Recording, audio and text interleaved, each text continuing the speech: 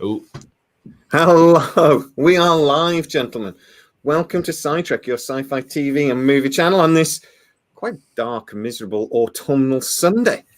How are you, gentlemen? Very doing well. Doing well, doing well. Let's get into it.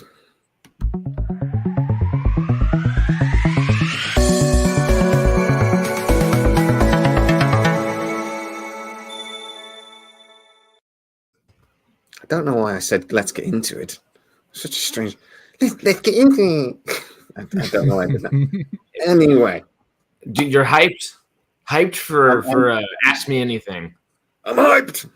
Come on, guys. Today on the live, you can jump in and discuss and ask us any questions. You can direct the conversation if you want in a little while after we've discussed Black Panther for 5 or 10 minutes. And if at any point I go, yes, or damn it, United are playing. So it's still 0-0. So I'm stressing. But anyway, we're not here to talk about Manchester United, however much we should. Let's talk about Manchester United. Harris, your feelings on United? It's called football, Kick, not soccer. Yeah. Oh, talking to the Brits. Yeah, damn right. Oops. What football team do you support, Matt? Just out of interest. I've never asked you. I don't. I knew it. I do not like football. I bloody knew it. But anyway, I like guys, snooker. It's not a game. Yes, it is. No, it's a game. It's not a sport. Hi, Shelley. Hey, Dave. Hey, Bob. Oh, Bob's got a question over. Crossover franchise, Jurassic Max with survivors. He does this every damn week, and it always takes. We're live, Bob. I have to read this and try to understand what you're saying. That he's saying Jurassic Park and Mad Max put together. His mind is just beautiful, isn't it? But it would work. I like that. That's gonna be fun. It's better his than profile the picture. Fast and Furious and Jurassic Park franchise. They were I trying love to his put profile. Yeah, his profile picture's cool. But anyway, so before we get into whatever the audience want to talk about, I did want to talk about Black Panther. I saw it last night. I know, Matt, you haven't seen it, but I'm going to describe a few elements to you, and you can tell me whether you think it sounds brilliant or stupid. But first of all, before we get into that, Harris, what did you think of the movie? Because I know you've seen it. So I guess we're going spoilers here, or no? Should I go into specifics? Okay, we'll have spoiler alert. We'll have some spoilers, but try to be a little bit careful. Don't go too crazy. Okay, I'll gist it, generalize it. I liked it typically, not a whole lot, but I liked it. I feel like on a general level, but there were some certain things like Ironheart, and I love Martin Freeman, but Everett Ross didn't need to be in this movie. And those two arcs in general, cut that, and I would have liked the movie a lot more. Ross was one of the few things in the movie I liked. I liked everything he did, but it just wasn't necessary. If he hadn't been in it, you would have known. Yeah. That's kind of what I feel. Because, he's basically in it because he is hail, sir. So we'll talk about Ironheart really quickly because she appears in the comics a lot. We know that we're getting an Ironheart TV series. Basically, this character was shoehorned into the movie because we're getting a TV series, and that was the only reason. And her suit looks stupid. It's really bad. Not as bad as Okoye's. I think I'm saying that now. Okoye. Her suit later on in the movie when she does what was it called? Midnight something? The Midnight Angel. Midnight Angel. Really bad. But I'm going to argue now, right? Now, a lot of people are going to watch Black Panther and they're going to go, it's woke. And I don't like, I don't like the term woke. But even if this film does do some signal, virtue signaling and whatever else, I don't really care because the story's not good. And that's the main problem. The story is at best. And a big thing is, what's the difference between a good film and a great film normally? Like this sort of thing, like a Marvel superhero movie or something like that. So throw it out. Any ideas? Say that one more time. What's the difference between a good movie and a great movie? I've said it before on the channel. It's the villain. If you've got a great villain, if you've got a good villain, that always elevates the movie a little bit. The villain in this movie is the most forgettable, weird little freak that it's just borderline stupid. Right? Would you, Matt? I've not seen the film. Be scared of a human being coming at you if he had tiny little wings on his feet that let him fly, or would you just go, "What the fuck is that?" and laugh at him? What, like Apollo? Yeah, no, Hermes. Not Apollo, it's like Hermes. Hermes? No, definitely not. Yeah. It's stupid. I liked parts of that just because he was able to. I mean, the flying looked silly, but the concepts of it, I guess. I go sci-fi real quick. If anything, I would try and steal his boots. I would want his boots. They were out of his ankles, mate. Ankle wings. Actual wings. I'll try and chop them off then. See, that part's cool, I thought, just because that, like, officially, I guess I still haven't seen Miss Marvel, but I know she's technically a mutant, but that was, like, officially, like, for our general audiences, mutant in the MCU. It's that bit stuck out like a sore thumb as well. He sat there and went, "Everybody listen, I'm a mutant." There we go. I said it. And then the character moved on. I mean, it is that blatant in it. It's just like... We could have gotten it from the feet. The winged feet. Yeah, it's completely like... Movie. I'm a mutant! Movie. It's just so random. But honestly, the winged feet. So they've done the winged feet to go, that's why he flies. And I'm just there thinking... That wouldn't work. He wouldn't be able to fly with those. He'd go, it'd make a noise, and occasionally, maybe he might be able to jump a little higher. But those tiny wings wouldn't bend it. So just make him fly.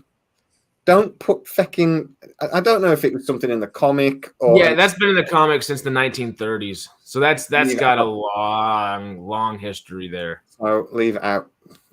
Marvel have been really good at that in the past. They sort of like play up to the comics, but like leave out the stuff that's stupid, and they just go up to silly, but don't cross the line. What did you say about Thor: Love and Thunder?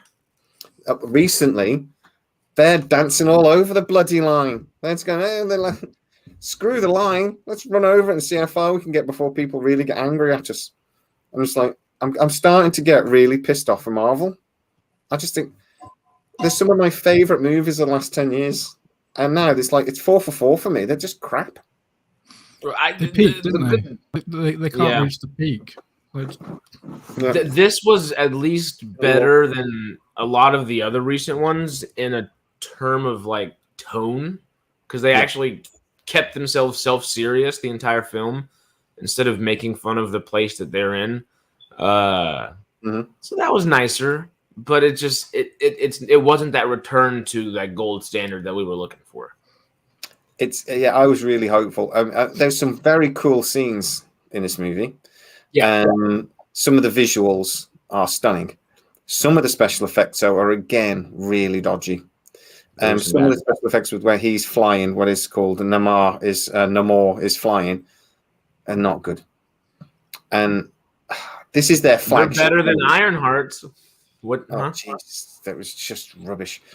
There are elements of this film you just think, why did they do that? It's just like, just leave it. Just make the film half an hour shorter. Just don't do it.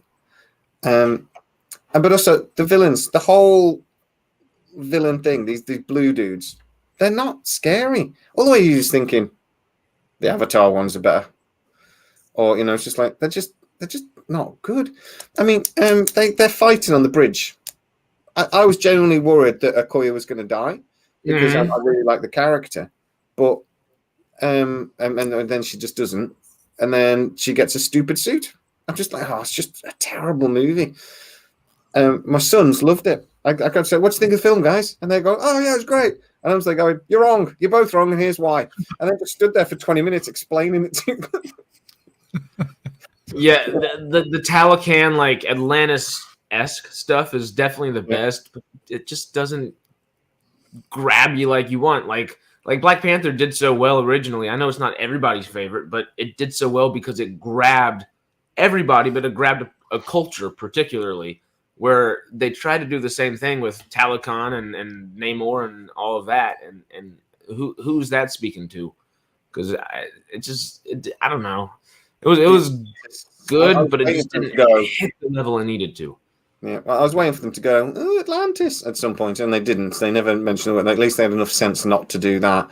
But legal issues, possibly. Nobody owns the rights to Atlantis, do they? Warner Brothers and DC, because they put Aquaman out first. You just can't. That was the other thing. Reference it, but it would be confusing at the same time. That was the other thing, wasn't it? This film at times felt like Aquaman, but I think they did a slightly better job than Aquaman. The thing at the end of Aquaman is awful. That's a good comparison though, just because they're both kind of middling. You expect more from both of them. I don't know what's the better film at the end of the day. I want to say Black Panther, but I had a lot more fun in Aquaman, and that's not necessarily like the gauge I'm looking for a good film. But I don't think it's a bad gauge.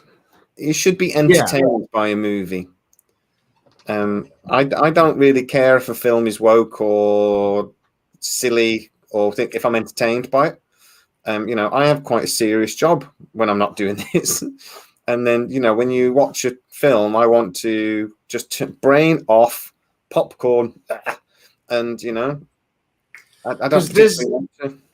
This I feel like we were primed for. Like we knew this film was going to be like about grief and stuff. So like people are going in there like mentally preparing for something like that, and it skims the surface. I feel like we barely talked about T'Challa's passing.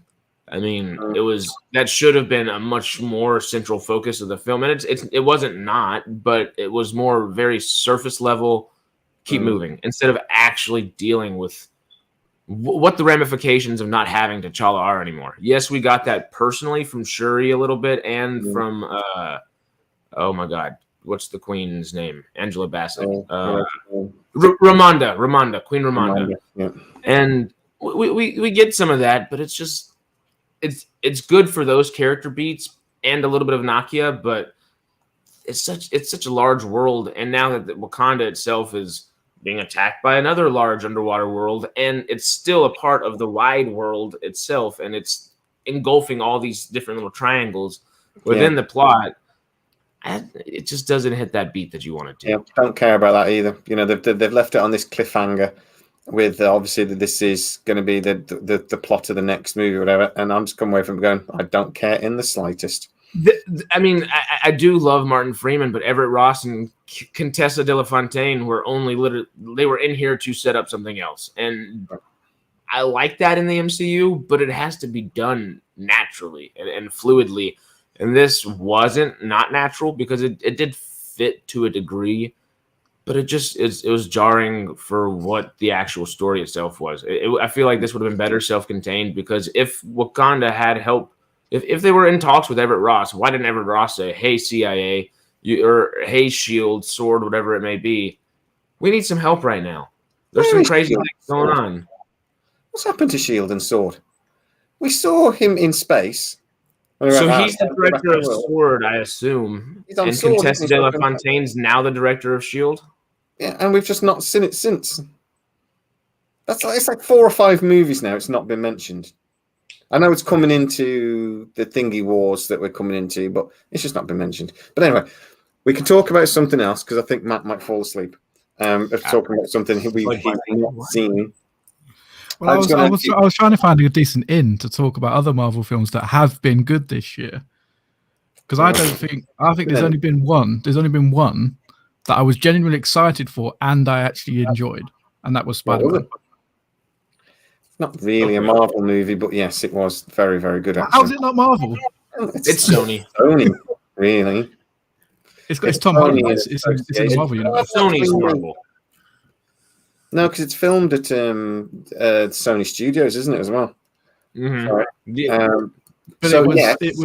it's that the entire point of the film, I think, is the combination.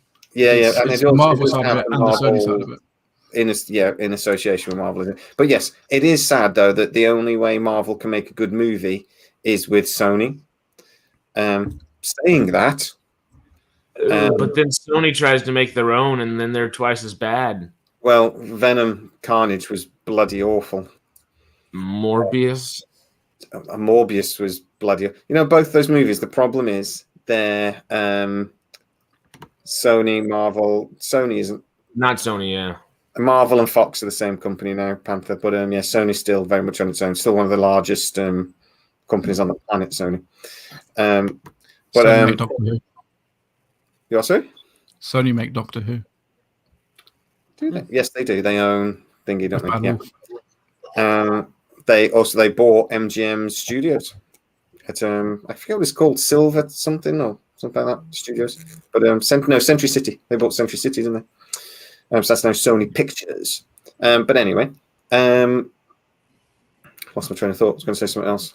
Yeah. So that thing. So Sony makes Venom, which is bloody awful. And that my main problem with Carnage is the editing's really bad, and Morbius is the same. There's no rhythm to it. But then they can make Spider-Man, and it was brilliant. I think that's the best superhero movie we've seen in years. I thought it was great. Yeah, no, I can't do Venom. I think they did really, really well with Venom and Tom Hardy, and then they threw everything else out. The entire story, narrative, plot, they were like, "Yeah, we don't need that. We got Tom Hardy and Venom. We're good." Yeah, and to a degree they are, but I need an actual good story, and neither one of those have been good stories. I know people like them in like a popcorn, turn the brain off, but Venom's a little more cool than that. Venom needs some heart to him. It does. I think Judah Khan has got a good point here, that it does actually seem it isn't it pretty much dead on. When Stan Lee died, they've done nothing decent since. I think this week was the 3 or 4 years anniversary of his passing, something like that. Didn't he die just after Ragnarok? That sounds right. Maybe Black Panther. It was before Endgame for sure. Yeah, it was before Endgame. I know the last one he appeared in. No, actually, the last one he appeared in was Marvel, wasn't it? Miss Marvel, Captain Marvel, wasn't that his last? But yeah, I really like Captain Marvel. I know a lot of people shouted woke at that, but I just thought it was a really good film. I don't like her. Every time I watch her in an interview, you can see her with the rest of the Marvel cast, and you can see that they hate her. They're just so funny. Hoping she doesn't say something. Oh God. But guys, get in the comments if you want anything you want us to talk about or any questions you've got for us. Please throw in. But I do have I do have an interesting point here that they were talking about, obviously, because Bob here has got the image from The Day the Earth Stood Still. One of the greatest sci-fi movies ever made for me, the original. What did you think of the Keanu Reeves version? I liked it. I really liked it. Only because I'd never seen the original. So when I watched it, when did it come out? Like what, 2005, 6, something like that. So a long time ago, anyway. 15 years ago. So yeah. Yeah, I went to cinema to watch it. I don't even know who I went with or why I went. Like I didn't have any interest, but I came out of it like having enjoyed myself. Muppets. Muppets. Have you ever actually seen the Keanu Reeves version, Harris? I have not.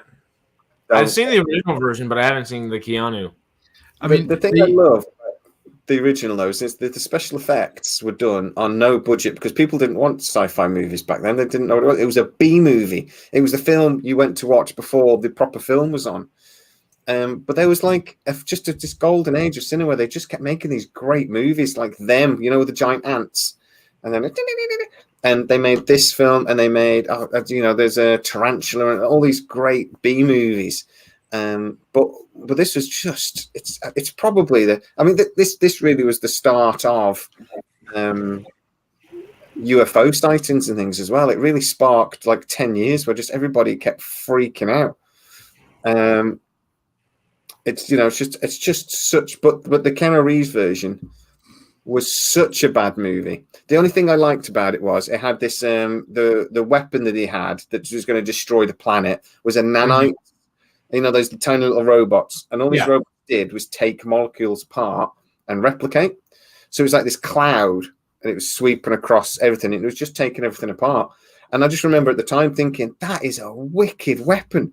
That is just like, that's terrifying. It just wipes away everything as it goes along. Other than that, terrible movie. Other than that, yeah, but well. I mean, I have watched it since. I think it was on TV at some point recently, so I watched it, having the memory of enjoying it when I was younger, and I watched it, and it kind of just ends. Like, there's no in a lot of good sci-fi movies, you have like a climactic ending, and it was very anticlimactic.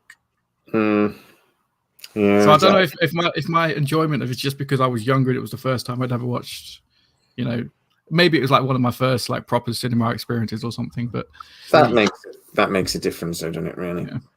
I'll tell you what. Here's a question for you guys, but we'll get into Panther Pickle's question in a second. But Harris will have no clue. Do you know who Benjamin Sisko is, Harris? I like the name. You need to watch. You really do need to watch Deep Space Nine, mate. It's one of the great TV shows. Oh, wait a second. Premier League notification. 1-0. Come on, United. Anyway, I'll have a look who scored in a second. They've just released a comic book now, and at the end of Deep Space Nine, Sisko goes into the wormhole and basically becomes a god. He joins. There's these gods in the wormhole, kind of, and he goes to join them. But now in the comic, he's come back, and he's now back in the world. So, will Benjamin Sisko be in Star Trek Picard? Matt, I think you watched Star Trek, don't you? I watched that. I'm nowhere near like knowing any of these characters. I think I'm only on like I'm still on the first season of TNG. So I just looked him up though. I do recognize him. Like I've seen him before. But... To answer the question, Panther, I hope not. Because I really think writing him back in to the series is going to be complicated, but I suspect he will, because that's why they've just done the comic, and they did this last time for series 1 and series 2 of Picard. They released this comic that sort of gave us a load of backstory, and then it went into things. So probably, but I hope not. Guys, so before we get into that, let's see who scored. Christian Eriksen. First, what was your first then? So, Matt, do you think that was your first sort of like sci-fi cinema-y experience? Yes. Yeah, it definitely was. It was the first sci-fi film I'd ever watched. How about you, Harris? I'm trying to think, because I feel like I'd seen something older, maybe eclectic or something, but I mean, it's most likely just Star Wars. Because I had almost every single Star Wars growing up, and I love that. Are y'all getting reverberation for me? Don't worry about it. That's fine. Okay. For me, it was Star Trek: The Undiscovered Country. I skived off school when I was about 13 or 14, and I skived off school, and I sat in the cinema on like a 2:00 on a weekday, and there was like 2 other people in there on their own as well. And I watched Star Trek Country, and it's still my favorite Star Trek movie. I think it does. These films, I think they do have it. They do impact you. You know, it's when you're at a certain age. But sci-fi was really big when I was sort of like in my teens, so I think that's why I still love it so much. I don't think it was really for you, but is it more fantasy for you guys, or I suppose Star Wars? I'd probably say the fantasy era probably was more when I was younger. Lord of the Rings come out, the Harry Potter series, like Twilight and all stuff like that. I think Harry Potter was the one that I actually probably went to cinema to see. The rest of them I never really cared that much about. But I always got my science fiction fix from television. And movies that had already been out. Like my dad got me into Star Wars, So we had the videos, VHS. I'm that old. I remember the best. I had the VHS tapes of it. Out the top and you had to push it in. And I remember the box of the VHS boxes. It's always like a vivid. I've got I think I've got them in my wardrobe now, but the VHS box, it had all 3 movies in it and just a massive Darth Vader mask, and it looked amazing. And it used to be on the shelf, so we used to like to take it down and then we'd watch it. And it was that's where I got my sci-fi fix from. But in terms of cinema, I never really went to see movies like growing up. I still don't. I don't really go to the cinema. I'll just wait until it's on like Netflix or something. We'll get you there one day. We got you. Yeah. I mean, with the sequel series of Star Wars, I went to the cinema to see every single one of those. Okay. Because I never had that experience of going to the cinema to see Star Wars, and I've said this to so many people throughout the years. I would love to have been born in like the 70s or probably like the 60s, so I can enjoy it. Going to see Star Wars for the very first time, because that would have been amazing. I kind of had not quite the same, but I kind of had a little bit of a taste of that though, because before they did the not so good trilogy, they released the digitally remastered Star Wars, where they really souped up the battle at the end and lots of other things. And that was like watching it for the first time. It was just at the cinema, which you'd not seen it at the cinema in years, because it hadn't been on the cinema for 20 years, sort of thing. But that was, and I remember that was full cinemas. Everybody went to watch it. I don't think there were queues around the block, like but I think that was started the beginning of like a bit of a resurgence of the cinemas, though, because in the 80s and 90s, people didn't go. It's just like everybody watched. It's a bit like what's happening now with people watching streaming movies at home. Everyone was watching VCR and videos. Video night became a thing. You used to go in peak Stallone and Schwarzenegger time. Yeah, but it was all nobody wants the cinema to watch them. Oh, not as much anyway. But when it came out on video, everyone was like, "Yeah, straight to Blockbusters, renting the movie," and but it wasn't even Blockbusters. Every little town or whatever had its own video shop, and you got popcorn, just get a Chinese, go home, and your mum and dad would probably go to the pub, and and that was your video night sort of thing. Close and close to the third time. Yeah. There were some. Let's just talk classic sci-fi movies. That's the way the evenings go, and I think everybody throw into the comments, guys. What's the classics? Close Encounters of the Third Kind is when I fell in love with. His now name has gone out my pigging head. Spielberg. Sorry, Spielberg. No. The actor, the one actor. He was then in Jaws. Soon as I see his name, and then he was in another Stakeout. On those films, fucking brilliant actor. I love him. Richard Dreyfuss. I fell in love with Richard Dreyfuss. And that's probably bled into a lot of my alien conspiracy theories over the years as well. I assume you've both seen it, right? Oh yeah. Those Encounters. God damn it, man! Right, it's probably. How old is it? Richard Dreyfuss is a young man in it, so 73, 5. So you really think early 70s? 77. Okay. So 1977, year before I was born. Good year. So just before Star Wars, actually. 77, that would have been the same year, wouldn't it? Was it 77 or 78? New Hope is 77, I think. Yeah. So same year. So, there's a lot of conspiracy theories, actually, that... Matt! I wasn't alive. It's been on telly since. I don't own a TV. So much time. I don't have the internet. I don't have a computer. I don't know what I do with my life. Yep. The world secret controlled by aliens. There are a lot of conspiracy theories around this, and there's a lot of conspiracy theories that, a lot of people in the media know about the aliens, and this is Steven Spielberg's way of trying to let us know, and that a lot of sci-fi movies are just trying to make it so that when you see a UFO, you don't get freaked out. Programming the nation just so when it happens, you're just like, oh yeah, we knew that was going to happen. I forget what it's called, but there's like Operation something or other that it's supposed to be called, and it's using the media to downplay all these things. When I mystery and UFO channel used to talk about it a lot.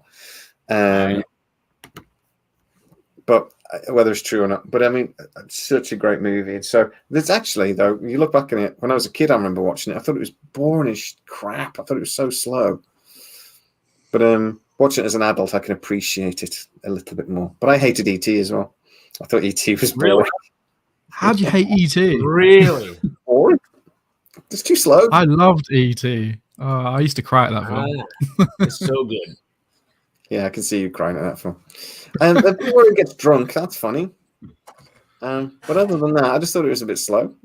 But I'd say, are there other? Can you think of any films like that then? Like for me, E.T., Close Encounters of the Third Kind. I thought they were both boring as crap. I'm gonna freak Harris out here. When I was a kid, I hated Star Wars. Again, I thought it was boring. How is Force and lightsabers boring? What kind of child were you, Jamie? It's too slow. I mean, there is. You got to be a bit. I'm talking when I was a kid. When I was 10 and I was still running around pretending to be a helicopter, like ah. And my mom and dad made me watch it, and I just thought it's boring. But as an adult, I enjoy it. Have you got any films like that you think, as a kid, you thought were a bit dull, but as an adult, you can now appreciate it? No, think about the classics.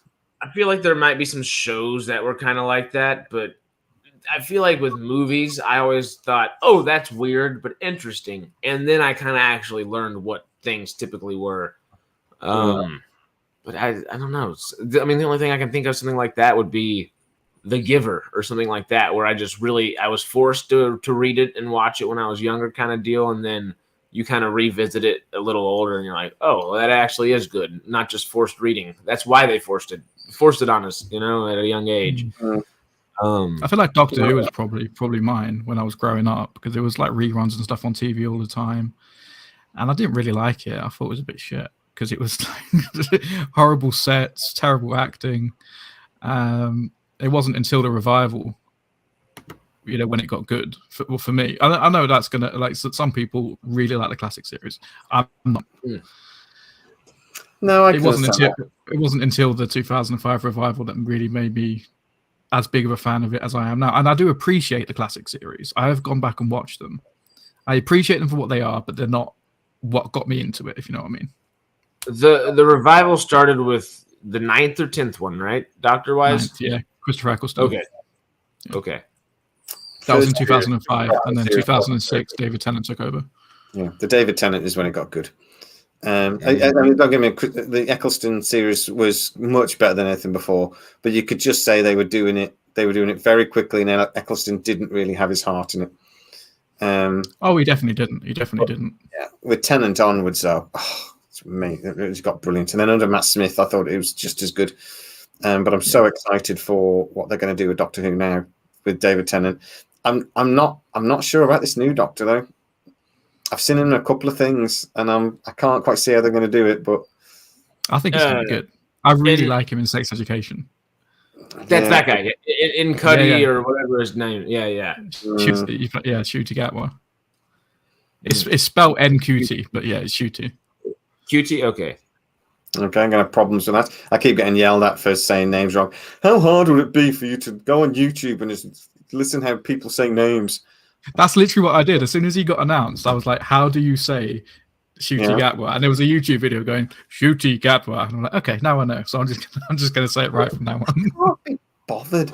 I just think it's funny. But I did a video where I particularly said Scott Bakula's name wrong. It's actually Scott Bakula. But I said his name wrong. I said it Bakula because I thought it was funny because I know he famously said that it's like Dracula. So it's Dracula. I was about to say, how do you say the guy with the fangs? Do you call him Dracula? Dracula. No, because in the Bram Stoker's movie a few years ago, the one with Keanu Reeves in, he says Dracula, like really in a really weird way. So I thought it would be funny to say Bakula, like he says Dracula. But the problem was I didn't say in the video that that's what I was doing. So I got loads of comments going, it's Bakula, it's Bakula, like Dracula. Nobody in on the joke. I didn't tell anyone. I just didn't mention it. But then I pinned a comment to the top saying, explaining my stupid joke that I didn't put it. And it's not funny if you have to explain it, is at the end of the day. But I didn't say it. Comments now. People don't read pinned comments. I've tried to retroactively correct something in a video, and then they're just like, you still get comments about it. So it's like, just deal with it. If you make a mistake and they comment, it's an extra comment. Yeah. I just pretend it hasn't happened now. I actually remember when I first started doing this, what I did, I put a comment on things saying, in every single video, I'm going to do a deliberate mistake, and then whoever knows it first gets a prize. And it's a complete lie. Because I will make at least one mistake in every single video. Because it's quite hard doing this, guys. It's like talking. Yeah. There's on TikTok especially, people do that. They'll make a video and they'll purposely mispronounce something because they know people get into the comments. And on TikTok, any kind of engagement is going to make your video go viral. So if you someone I know personally who does TikTok done a video about pizza, but purposely said pizza in the video. And everyone commented on it, and that video like went massive, like 300,000-400,000 views, just because she said it wrong. I'm fine now. I'm not going to worry about it in future. Speaking of which, if any of you have TikTok at Sci-trek, we are on Sci-trek. We are on Sci-trek, but we're on TikTok. Yeah. Why are we on TikTok, Matt? Why are we on TikTok? Because I like TikTok. Yeah, but anything to try to push and support the channel, I'm all for. So absolutely brilliant. But I still, I still don't know how it works. So how about, just to flip my question a second ago on its head, we have 22 followers as well. We only started it early yesterday, didn't it? Was it yesterday? Yesterday, last night. I'll take 22 followers. A couple of the videos have got like 1,500 views or something. But anyway, silly little things. But I will do specific videos for it when I have time. Shelly, just put it in the chat. Please, Shelly. Always, Shelly. There you go, Shelly. You absolute legend as always. God, I need to send her more presents. She's very, very good. Canadian. What do you send Canadians?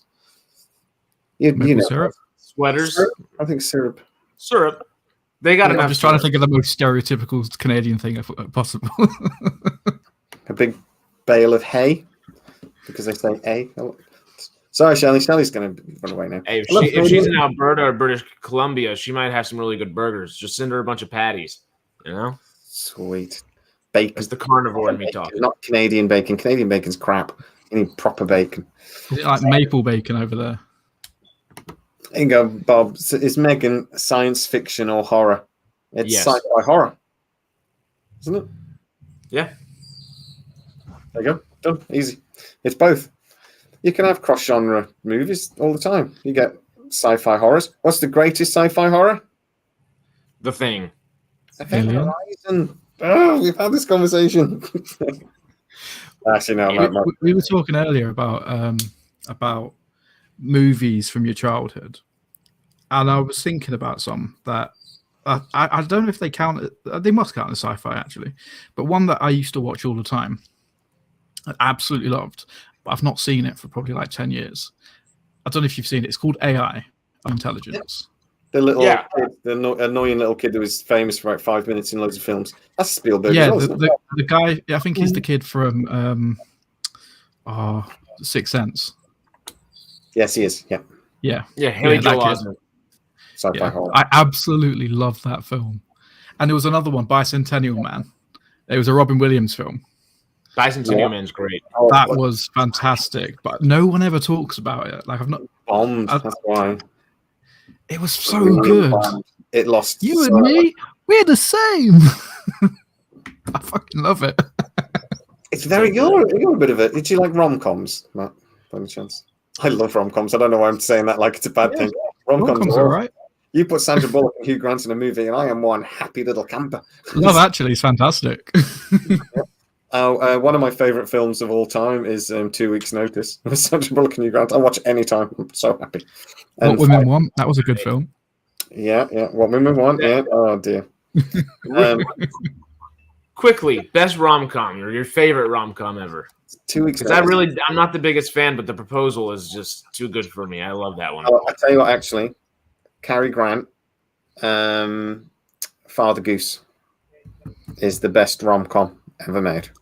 It's an absolute classic, and it's an absolute classic that's never really been remade, which is unheard of. You know, you think so about. You're calling for the remake now. Oh God, probably please don't, because it needs to be Cary Grant. But if you think films like Serendipity, that's actually a film that's just been remade over and over again. You know, it's like I can't remember but that was actually a classic, a Cary Grant movie from back in the day. Was it Indiscretion? I forget, but it's just the same film that's been made over and over again. Just they put a different twist on it every time. But then you know the movie because they always end up at the Empire State Building at the end. So they just do a slight different twist on it. Tom Hanks did one with Meg Ryan. Before he did You've Got Mail, the other one, Sleepless in Seattle. It's the same story. But yeah, no, go if ever. Father Goose, Cary Grant. If you ever, it's an old movie, but you love it. It's great. Okay. Fun. Father Goose. Anything with Cary Grant's got to be good. It's Cary Grant. He just did some incredible films. Yeah, and that's I don't watch a lot of old movies, but I'll watch a Cary Grant movie anytime. But more modern one, 2 Weeks' Notice. How about you guys? For an old movie, favorite?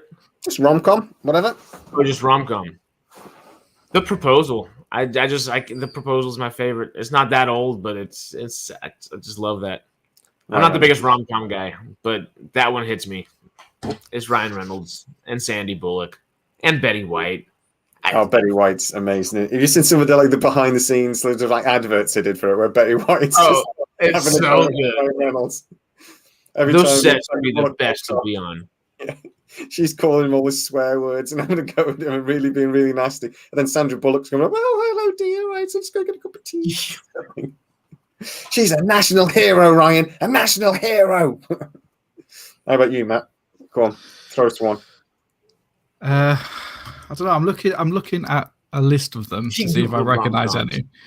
I mean, Mr. and Mrs. Smith is an action rom-com, and I really like that film. Okay. Because of a particular scene. Yes. I tell you what, that whole movie, though, is actually the opening sequence where she's in that dress was interesting. And but the fight scene when they're battling, that was funny. Was it just sort of like in the end? It just sort of went. The best bit of the movie was like 30 minutes before the end. Yeah. Kelly's Heroes. Climaxed. That's a war movie, surely. Sylvester Estevez. Not Estevez. Emilio Estevez. No, it wasn't. The guy that played Kojak. Bald fella. The guy that played what? Completely bald. He played Kojak, and come on, somebody in the comments, help us out with this one. Hey Siri, who played Kojak? I'm going to know his name. As soon as it comes up, I'm going to go, oh, of course it was. Here's what I found from Telly Savalas. Yep. Mac, you're 2 seconds too late, sir, and you spelt it wrong. Telly Savalas. He came up just after. Good man. The comments actually come up a little bit late on our screen for some reason. They're a little it's probably like a 5 to 10 second lag or something. Yeah. Stupid YouTube, can't do anything right. That's because we're doing it through StreamYard. But anyway, yes, thank you guys to Telly Savalas. Absolutely brilliant. He was brilliant in that Shipwreck Poseidon Adventure as well.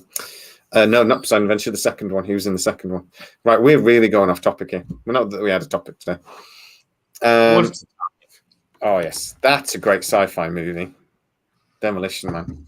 You know, we're talking about different genre movies, right? So you got like that's a sci-fi action movie, which you don't. There aren't loads of them. You know, it's like, but that's a good one, and there is talk about it coming back, and there was talk about it maybe becoming a series, a streaming series, but I think that was a couple of years ago before everything went sort of to shit. But I would have watched that. It sounds fun. Yeah, Taco but Bell. New stories, new sci-fi. Yeah, new sci-fi. I think there's room for both. And Bob's going to jump in on this. I'm sure. He's always said, whenever I talk about there being a reboot, what about something new? And I'm completely on board with it. But you've got to. If I was an executive producer, though, I'd be like, I would be tempted to go, let's just reboot something people already want to watch, rather than trying to get people to watch something they don't know anything about. And I'll tell you what, that new series that the guys that wrote Stargate have done, Dean Devlin, that the Ark, I'm actually reasonably confident it's going to bomb. But if they doesn't look good, when does it come out? I think it's early next year, isn't it? We've seen a few clips of Sci-fi in America. But if they called that Stargate the Ark, we'd all watch it. You know, and you know my point. It's like I can. They shouldn't do it, but I can understand why they do. I can understand why Hollywood makes so many reboots and remakes and sequels, because you're cutting out the middleman. This is easy. Yeah, easy. You know, somebody will want to watch it. It's just a content creator thing, isn't it? When you create something that is successful, you want to try and do it again. You want to capture that lightning in a bottle again, but often you can't. That's why like IP rules, I guess, all of Hollywood now. You don't want to just have like one great movie is not enough. It needs to have a TV series, a comic book, a sequel, maybe a prequel, and just I guess a little something for everybody. But and then it's subjective. Give us something good. That's all I'm concerned about. Next year, supposedly, Airwolf reboot. They've done pre-production. It's serious looking at it at the moment. Next year, don't know how it's going to work. Yeah, Have you ever seen Soldier with Kurt Russell? It's in the go. I'm going to say if I'm wrong now, but I think it's in the Guinness World Records for a modern movie where the lead actor says the least amount of words. He literally says about 4 words in the entire film. It's honestly, it's brilliant. He plays a soldier that's like they're genetically engineered soldiers, but he's getting old, and like the next batch are coming through, so he's sort of like getting pushed to the side, and these youngsters are coming through, and then he decides to he goes against his program and tries to protect this village they're going to attack. And it's a great movie. Definitely go watch it, and that's a really good. Is it actually a Blade Runner prequel? Not as far as I'm aware, but maybe, I don't know. I think it was written by the same guy, wasn't it, Bob? Wasn't it based on the? Didn't he write the story? The Last Starfighter is also supposedly next year. I'm trying to decipher Panther Pickle's comment. I forgot how much Ra likes boys. What? He does like boys, and I think all the little kids that are running around him. Oh yeah, I suppose. It's because it's Egyptian in it, and that's what the Egyptians did. But it is creepy if you look back on it. If you look back on it with suspicious minds, it's a bit creepy. I'll tell you another thing. You guys are probably too old for this, but there's a rumor at the moment that Disney want to remake Flight of the Navigator. And please do not touch Flight. They can't touch that. Please you don't. Need to? No, it's perfect. It will always be perfect. Do you know, another film they're remaking that I'm really pissed off about as well. But the Flight of the Navigator The special effects are great. It's an early 80s movie. The special effects are perfect. There's nothing wrong. You watch that film now, and it's just like if they re-released that in the cinemas now, you wouldn't go, "Oh, that's dated." It looks great. It's puppets and everything, practical and physical mostly, so it's tangible, and it's so good. I genuinely don't know how they did, because the spaceship. This is a film you've not seen, isn't it, Matt? Yeah. Talk about a childhood film right there. That's go watch Flight of the Navigator. Honestly, I think it's on Netflix at the moment. Go watch it. It's great. The spaceship though is it's silver and it's shiny, and it looks like a shell or something. But when it's flying, you can see the reflections on it. And this is really early CGI. It is brilliantly done. They deserved an Oscar for it. The special effects, it's the master of keeping it simple. Special effects are really simple, and it's just absolutely beautifully done. But another film they're talking about doing, they are definitely making a remake of Big Trouble in Little China. Again with Kurt Russell. Doesn't need a sequel, maybe, but apparently it's a hard reboot. And I'm just like, just leave it alone. It's brilliant. Another film Matt hasn't seen, I can tell. Go watch Big Trouble in Little China. It's Kurt Russell, right? And I still occasionally will say, a brave man is afraid.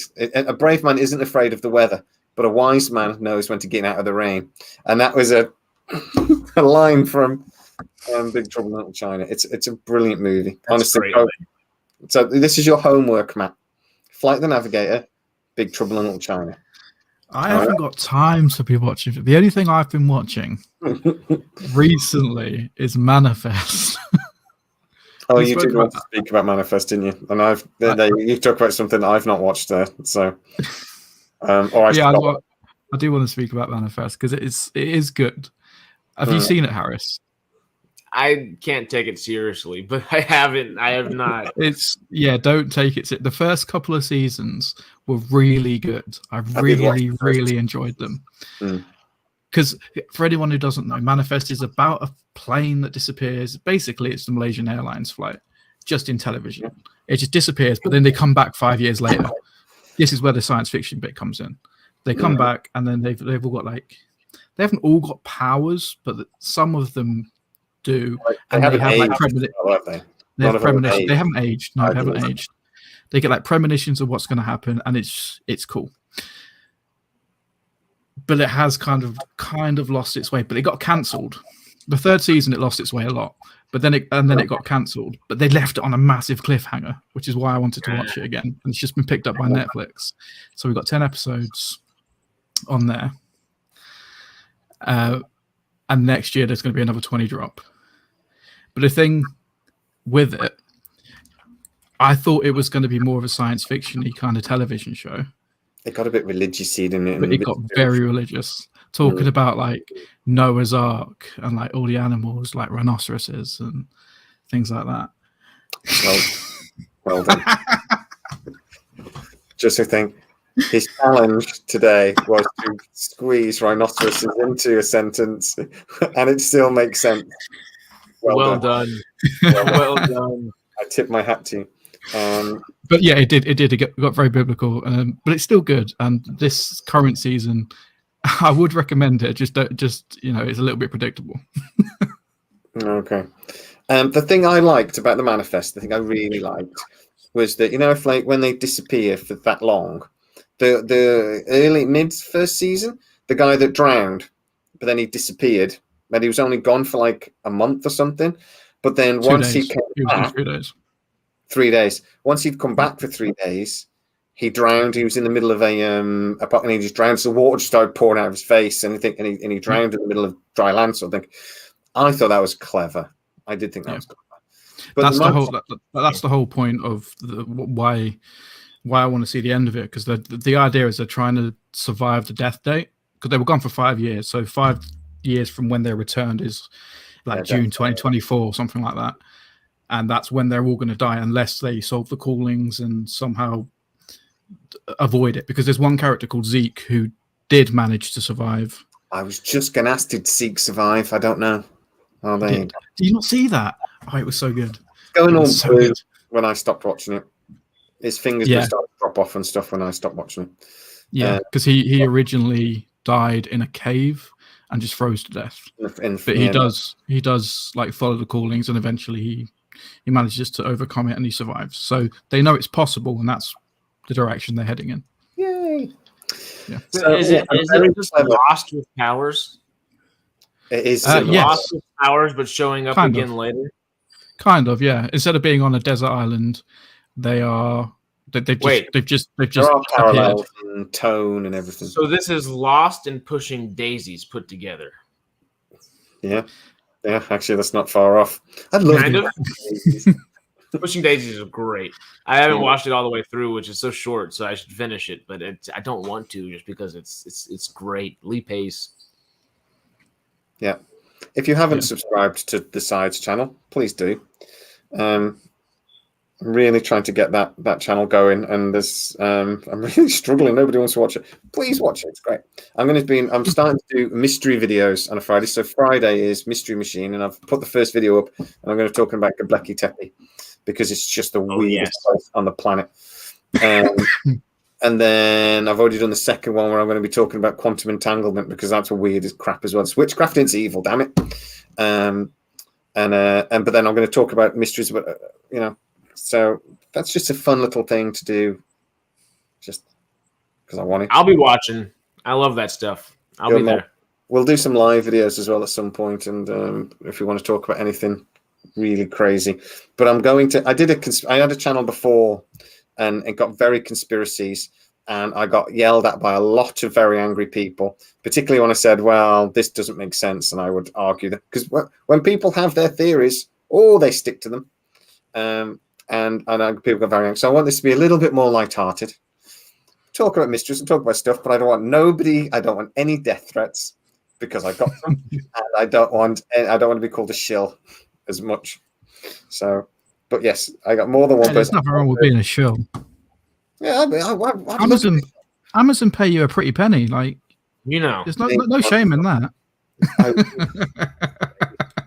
said to you before, and I do get accused of being a shill by Amazon when I said when I refused to say that Lord of the Rings was terrible, I got called a shill. I would say anything Amazon wanted if they just gave me my Amazon subscription for free. I'm really cheap. Amazon $100K a month. 100K a month. I would do anything for 100K a month. Honestly, though, I would kill people for that money. But there are probably people that do. Exactly. So, but yeah, I'd say I'm not, but I would be really cheap to buy if they wanted to buy me. Maybe when the channel gets around 50,000 all of a sudden I'll be like, Amazon have done it again with another great show. Like, that's unusual. Because I've got to check. Just send SGC over. Yeah, exactly. Just whatever you want. I just got free Prime for the rest of my life. I wish I could do that. I've got too many morals. I just say what I think all the time, and I really need to stop. I just in there. I need my chakras realigned. My mom tried to do that once. She's a hippie. I didn't like it. Right. So why can't Amazon? Huh?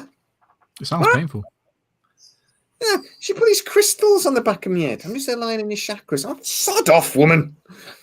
See, I'll just give you mushrooms and tell you to meditate for a couple hours or something. That'll do you right. Yeah, that's what. Yeah. She then tried to do Reiki, and she goes, "I'm just gonna to go by your feet, and I'll be able to tell what's wrong with you." How much training did this require? About 8 hours. Sod off. No. Anyway, why can't Amazon bring Brad Wright for the first season of Stargate? See how it goes. 10 or 12 episodes. If it doesn't work, change it like Walking Dead did with Fred Darabont. Hasn't hurt that program. I don't know about that. Frank Darabont, he's great, but the second he left The Walking Dead, it changed dramatically, and it petered out quickly after that. Not truly, but in quality, yeah. Well, I mean, they carried on for like 12 seasons, didn't they? Yeah, but those first two there's nothing like them. Everything else is just Never liked zombies. I tried to watch Walking Dead, and I was like on zombies. They're just stupid. It's walking slowly towards me, and I've got a rifle. You ain't near me. Midway through season 8, I was like, I'm out. I'm done. I watched it since episode 1, since day 1, and midway through season 8, they pissed me off enough. I was like, I'm done, and I have not watched an episode since. But sorry, anyway. Stormy. Yeah, Stormy loves it, doesn't he? No Stormy again this week because he's still building spaceships, but hopefully he'll be back with us next week. Fingers crossed. So they could bring. I was talking to Matt about this just before we came on. Actually, we're waiting, or Amazon is trying to get a production company. That seems to be. I've just put a video on actually talking about how Bad Robot did actually pitch to MGM back in September. For Stargate. That doesn't necessarily mean Bad Robot are getting it, but I'm aware that they pitched for them.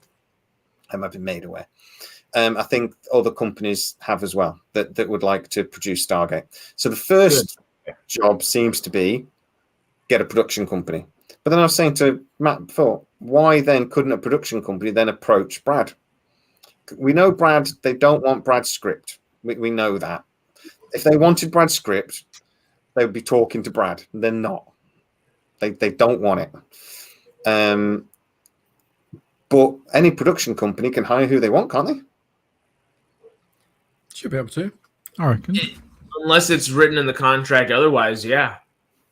Which seems unusual because, I mean, Amazon actually do other projects with Brad. He's written other things for them that they've been things since he wrote the Stargate thing. He wrote a movie for them. I don't think it's been picked up, but he wrote something else for them. So they obviously like him as a writer and a creator, and they're desperate to make the fans happy. So again, even if they just come on as a creative consultant, yeah, anything. Just let him executive produce and Feige it a little bit, like we've talked about. He doesn't actually have to show run or even write things, but if he just gets the general ideas kind of directed in the right way, not too shabby. He doesn't actually have to show run, but be an executive producer. Not even the head executive producer, even. Just get his name on there so that the fans don't go absolutely crazy. That's what I would do. Yeah. All day. So I think he should come on as a consultant. That's sort of like whoever it is that comes in should at least speak to him and be like, give us some guidance, kind of thing. Like this is like whoever comes in, if they haven't done it before, there's going to be a time when they're not going to know something about the canon. They can do all the research they like and watch every episode, but even as like hardcore fans, there's things that we forget. So asking the creator, is this in line with canon? I guess would be. You watch Joseph Malozzi on Gateworld doing interviews, and he'll get questions. I've just seen a couple of the live ones, and he'll get questions, and he's like going, "I can't remember. I'm going to have to check." And like, I mean, even the creator couldn't remember it all. It's impossible. I have seen that, and what was his name? The host, he's just there reeling it off, like, "Oh yeah, you did this in episode blah blah blah blah blah blah." And he goes, "Did I? Did we do that?" But you'd get the feeling and you'd get the tone right if you brought the creator, and I think that's the main thing. Somebody else can be there going through and checking all the bloody, and that's why they're creating this Bible and everything for whatever production company. It's like I said in the video I did today, the production company will come in, they will be licensed to create the Stargate series, but they will get this as part of the contractual obligation. This is what we want you to base the project around. This is your Bible. This is what you can and can't do with it.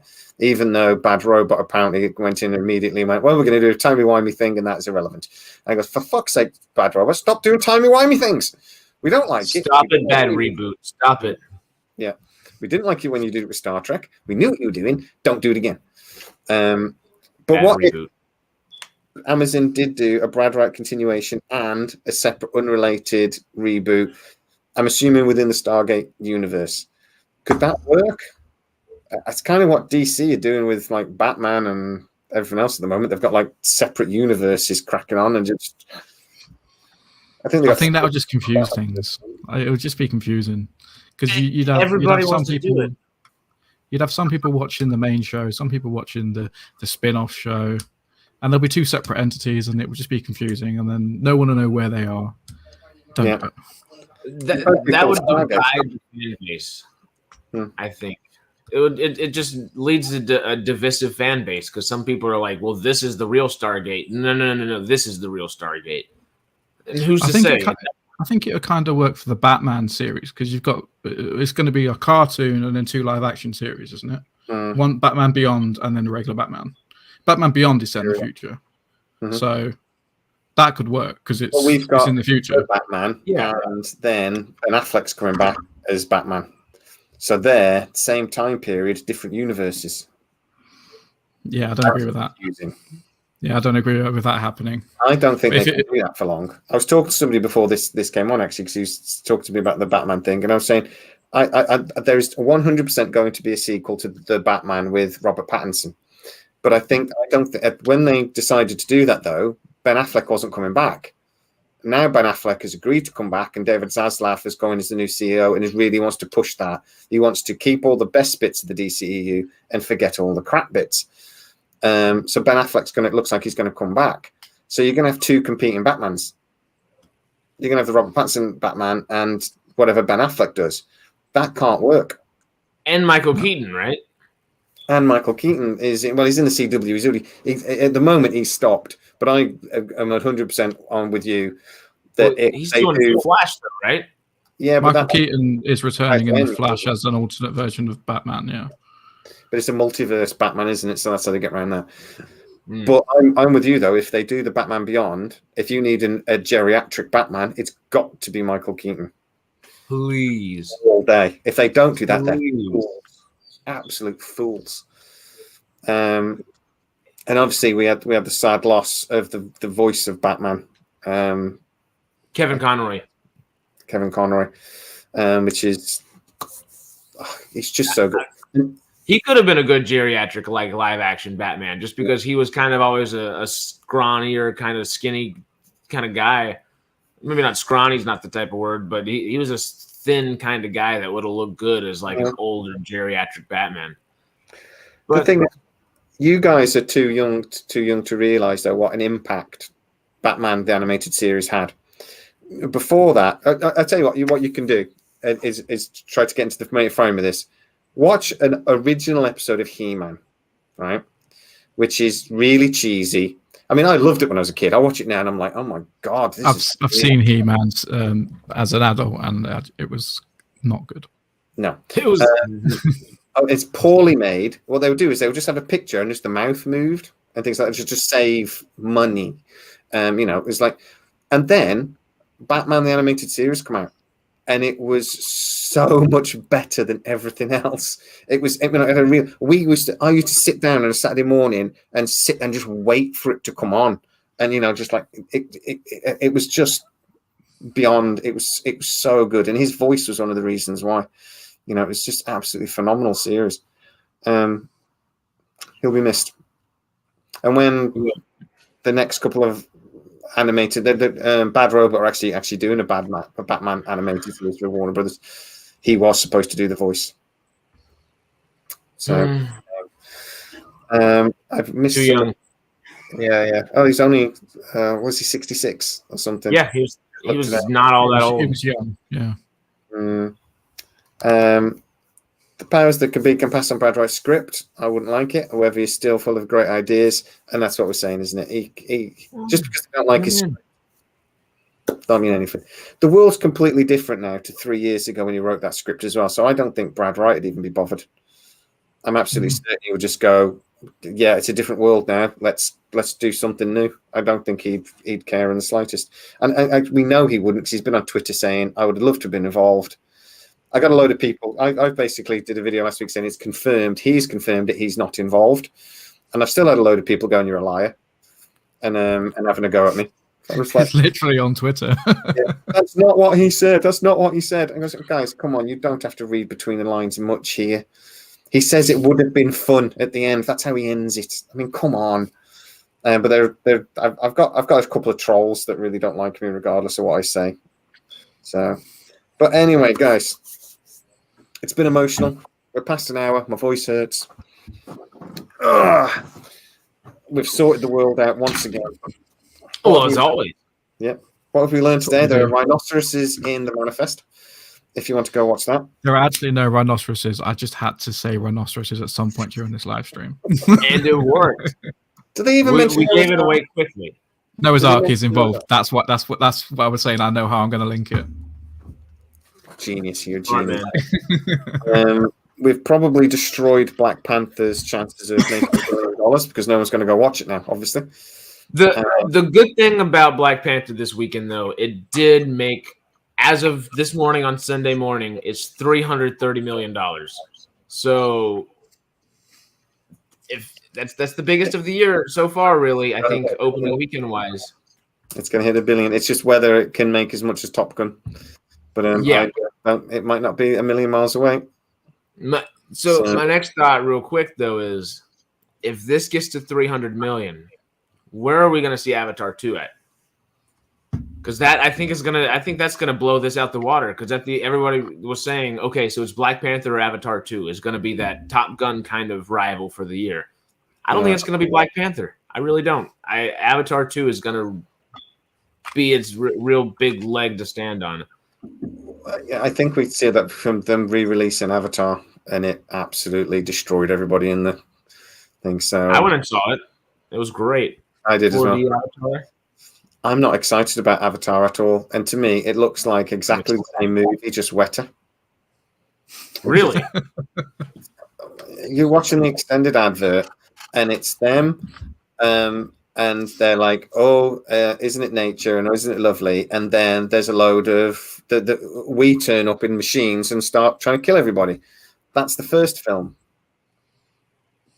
All I'm just saying, it looks like the first movie again, but wetter.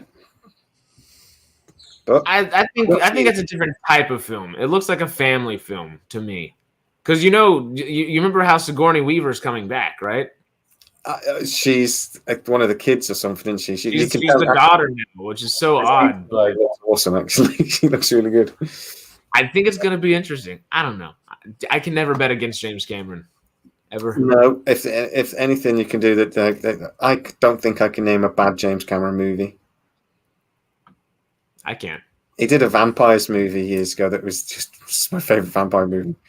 But yeah, we should do a video on that. Just go through James Cameron's movies because it's just brilliant film after brilliant film in it. That's not a bad idea. Go through different like directors' best sci-fi films or something like that. Yeah, a lot of these movies are sci-fis, aren't they? So I'll tell you what, we'll do a James Cameron one in a couple of weeks. He did Terminator Genesis, and that was pretty crap. He did what, sir? Terminator Genesis. Did he actually do Terminator Genesis, though? Well, he didn't direct it. He just produced it. He just gave him some cash and some pointers. He's in the credit for it. I can see where they were going with that, but it was pretty crap. But even the greatest of anything is going to do the odd sideways chuck, and then it's like. Well, he produced the new one, Terminator Dark Fate 2. I still haven't seen it, but I just know it didn't get the best of reviews. It's not very good either. Yeah. That's good. That was Tim Miller of Deadpool, I guess. They got the casting wrong with that. Dark Fate, is that the one where you've got the really old... Yeah. Linda Hamilton comes back. The woman's name. Linda Hamilton, yeah. Yeah, but she's the queen, isn't she? Oh, I've forgotten her real name. She's the chick from Game of Thrones, anyway. But that was where they got it wrong. That's a different one. That's different. That's Emilia Clarke. The one with Emilia Clarke was 10 years ago. That wasn't. You're right. That was a different. This is Mackenzie Davis, I think, is her name, the actress. Yes, and now the proper Sarah Connor came back, didn't she? Of course she did. But yeah, there's too many Terminator movies. Yeah, they should have stopped with the Sarah Connor Chronicles. That was good. I love the Sarah Connor Chronicles. I love that series. Summer Glau in it. I love Summer Glau. Yeah, it's great. And the bloke from Beverly Hills 902, I was actually really good in it as well. He was great. I've never seen him in anything since. I can't think of it. You know, I loved him in that. I thought it was great. Bob agrees with us. I thought it was great. It's such a shame it got cancelled. Totally agreed. It was just getting really good as well. Yeah. And the evil Terminator was fantastic in it. I could have gone on for a long 3 time. hours and 10 minutes. Oh God. I can't stay awake that long. Oh, I'm a bring a couple joints with me. Life is gonna be good. I am excited. You can't do that in the cinema, bud, unless you're going to completely different cinemas to me.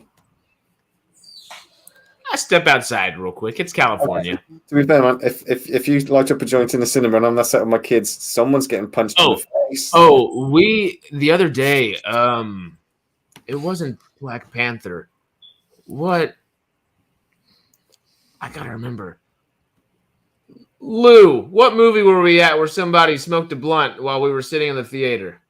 Because somebody literally lit up a blunt in the middle of the movie theater the other day. I was like, "Can I have some?" But just too far away. I couldn't go ask. But it was the guy that answered the phone, and we all nearly killed him. Yeah, but he answered the phone. Like, hello, like normal volume. He didn't like go, what? Oh, I'm just going to go outside. He went, yeah, what? Hey. What? No, I'm just not having a conversation. Because if you don't hang up the phone right now, we're going to kill you. And it's just like, you prick.